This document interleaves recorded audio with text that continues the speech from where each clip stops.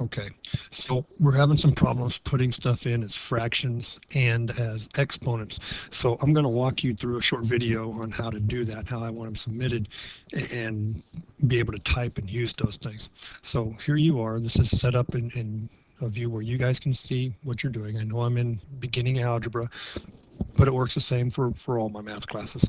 Okay, go to modules.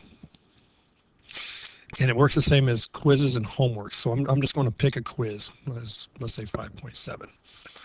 All right, take the quiz.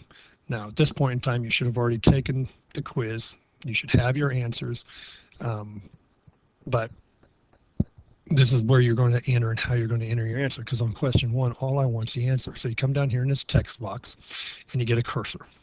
You come down here, and remember how you used to embed an image? Well, that's how you do your photos.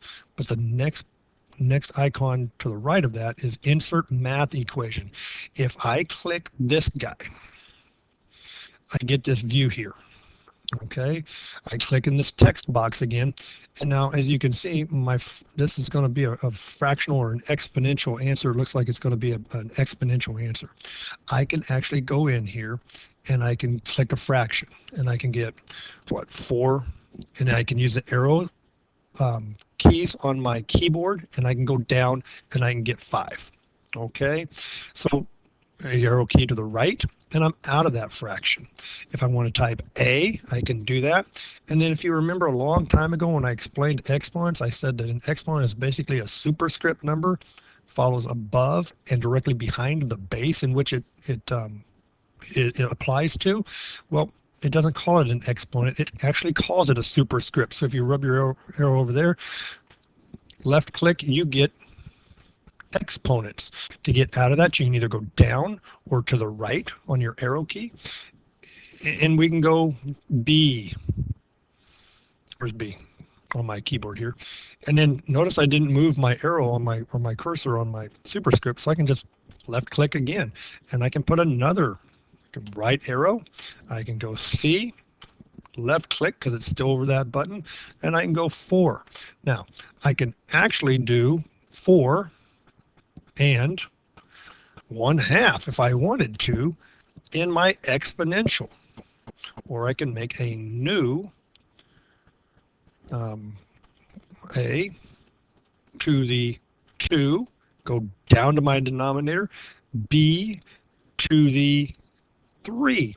So I can have a lot of fun with that. You need to kind of be aware of this, the division signs in here, multiplication signs. So when we're doing scientific notation and so on and so forth, square roots, we won't use a subscript a whole lot. Mostly fractions and superscript or exponents. But if you need a symbol or something, look through the tabs and find out what you need. Because right now I've got a lot of kids typing in answers that they're spending a lot of time using carets or being very creative or even using English, and English is killing us right now as far as their explanations. So hopefully this helps just a little bit.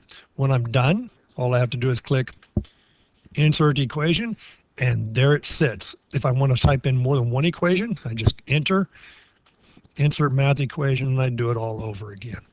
So please reference this whenever you have a question. I will post this in announcements, probably under either homework, quiz, both, maybe under embed. You're just going to have to look for it because I haven't really decided where I'm going to put this yet. So hopefully this helps, and good luck.